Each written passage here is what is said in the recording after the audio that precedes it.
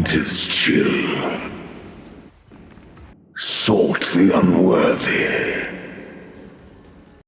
through an endless night. They wither and tarry, forsaken frosts, as cold as death. Of Bearer's misery, the pack won't forget. Oh hey guys, hopefully you enjoyed the fun intro for this build. The intro was like half the reason for me to even make this build in the first place. But you might ask, what even is the build? It is a Cold Bleed Werewolf Blood Mage with a personality disorder built around the new unique talisman Spiteful Floret. I have played this build for roughly a week and was quite hesitant on releasing this video at first because I couldn't make it feel good while mapping without abandoning the archetype I tried to build around. But I think I turned it into a decent build at this point. It might just be a me issue as well, because my previous build was just extremely fast while mapping, and melee is quite clunky in PoE2 without something like phasing. Still, I think this build has some very cool techs and interactions that make it quite cool, and you get to roleplay as Count Geonor. Also, one last thing before we get to the build explanation, you can definitely make this build faster and better than what you see in the video with high enough budget. The character in the video has basically no investment. All the gear was basically under 20 divines. The most expensive item was a 100C Megalomaniac that wasn't even necessary for the build. If this build gets enough attention from people, I might make a higher budget version of it and push it further. Now that said, let's get on with the video, and don't forget that it's timestamped, so you can skip into any section you are interested in. As I said in the intro, this build was put together around the new unique talisman, Spiteful Floret. Besides giving you a chance to bleed, this talisman provides a new skill, Sanguine Revelry, which functions similarly to Blood Mage's Life Remnants. So whenever you hit or kill bleeding enemies, you get rage, and you heal life based on your rage. With 100 rage, you would heal 30% of your life constantly, and this will stack with the remnants from Blood Mage as well, giving you insane life recovery. And that's not all you get from this weapon. You also get extremely high life recuperation if you have rage. Again, on 100 rage you would get 100% life recuperation, which means you heal all the damage you take over 8 seconds by default. All I just said makes this weapon look extremely good on paper, right? So where's the catch? The catch is the low damage on this weapon. Even if you upgrade it as much as you can, you will get roughly 300 DPS talisman. This will get you into tier 15 maps, but it would be a nightmare to farm anything with this weapon alone. But this issue can easily be solved by weapon swapping into a decent high damage talisman just for inflicting bleeding. More on that later in the video. One of the things I think I should explain is why Blood Mage. Because traditionally you would make a Werewolf bleed build with Amazon or other classes in the bottom right area of the passive tree to play around the Crimson Assault keystone. That keystone gives you aggravated bleeding, which is basically 100% more damage and 50% more magnitude of bleeding at the cost of having very low bleed duration, which is usually perfect for werewolf skills because they hit fast, not hard. Blood Mage has actually 2 ascendancy nodes that help bleed builds. One of them is Blood Barbs, which gives you both aggravated bleeding and lets your elemental damage bleed as well.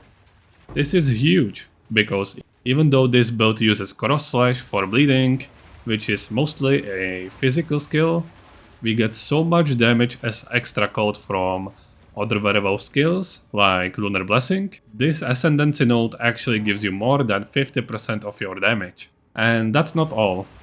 Blood Mage also gives you Sanguine Tides, which was recently nerfed, but still very good for this build specifically, because basically it gives you 50% of damage as extra physical, and what's even more important, gives you practically infinite life flasks for stuff like Concoct support, which gives you around 228% more magnitude of bleeding on every single cross slash you do.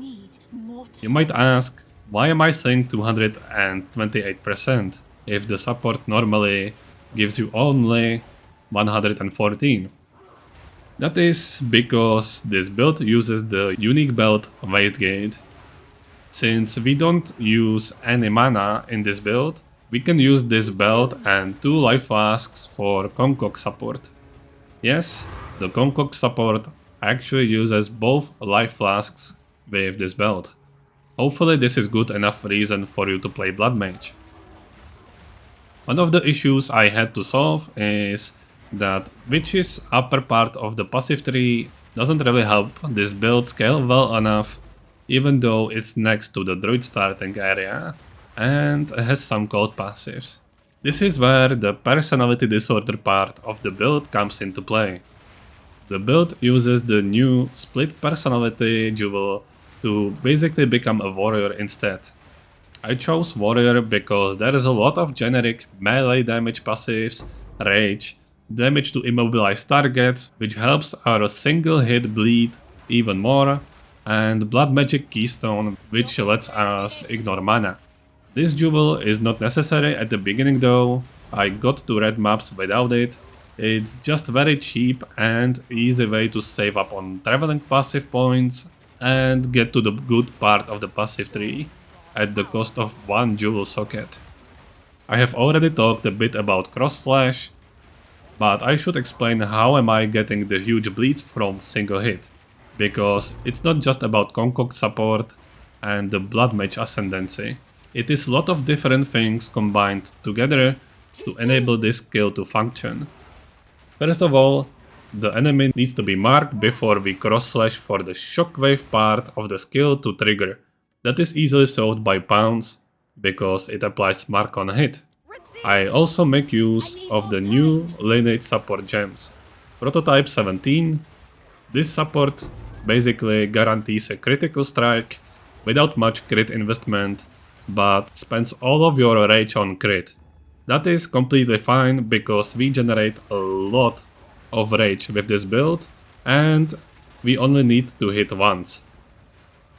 The second support, Morrigan's Insight, which is an upgraded version of Biting Frost, gives you 50% more damage if the target is frozen, and also gives you a guard if you hit a frozen target. This is overall the premise with this build. We consume freeze to deal a lot of additional damage. It's not just this support alone. We also get around 210 increased damage against immobilized targets from passives. And if you thought that's all, there's at least one more important thing. Zerfis Infamy, which was added in the previous patch. This support turns your skill into a glory skill, and it builds glory with life cost to give it 50% more damage and AoE. You might already see where this is going. As Blood Mage we spend a lot of life, so meeting the requirements for this is very easy. And we can still use cross slash very frequently, so it's just free damage and AoE for this build specifically.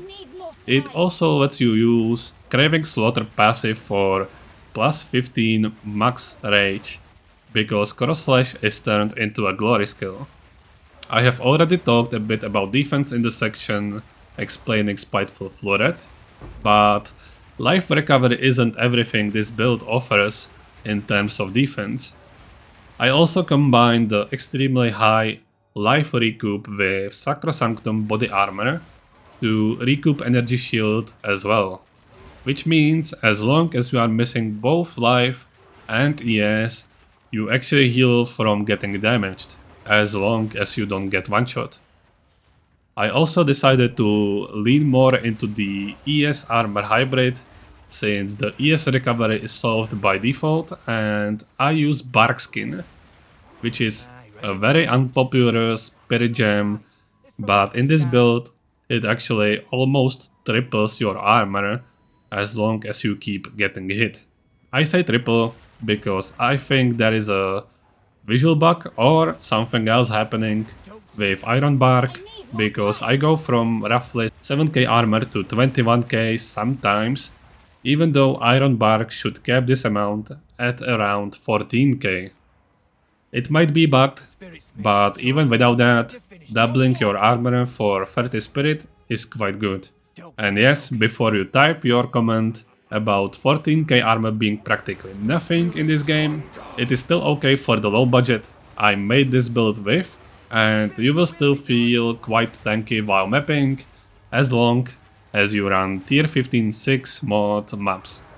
With this, I have explained most of the important stuff about this build, and we can move to the last section. The disadvantages or cons with this build are quite clear. It is an ethical melee combo gameplay build, which means pressing several buttons, and that can turn off some people on its own, but that's not all. Even without Arctic Howl that I use in the video, this build requires you to press Lunar Blessing every roughly 24 seconds to maintain the buff. And if you decide to use Arctic Howl, that's 2 buffs you have to maintain. Even though Arctic Howl doesn't do anything for bosses, it is still useful for map clear. And I'm quite a degenerate, so I don't mind pressing more buttons on my build, because I played World of Warcraft for 16 years.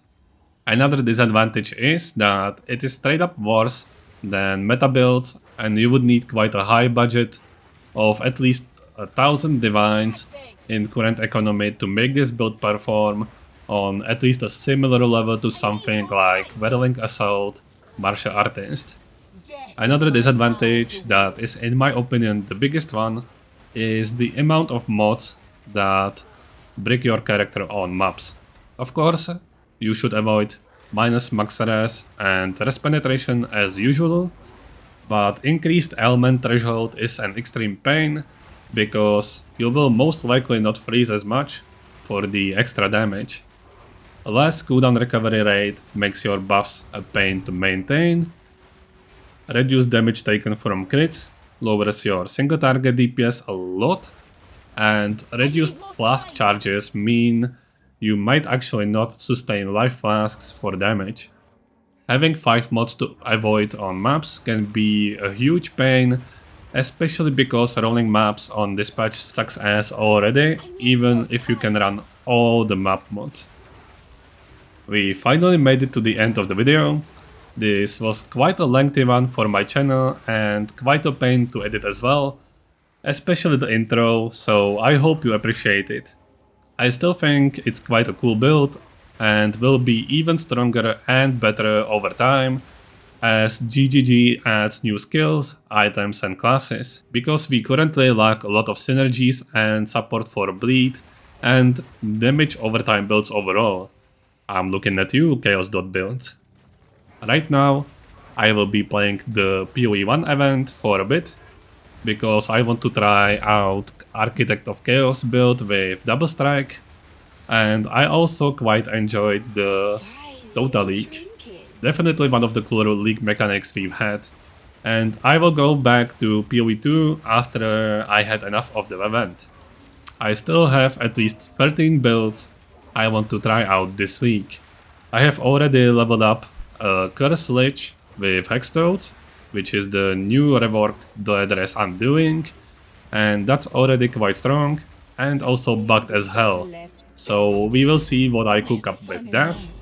Most likely I will try my best to make a Hex Blast viable build, even though that skill was absolutely destroyed by GGG, and makes no sense on paper.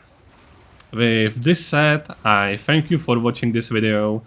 Please like and subscribe if you enjoyed it, and as usual, see you in the next video, stream, or on Discord linked in the description. Bye!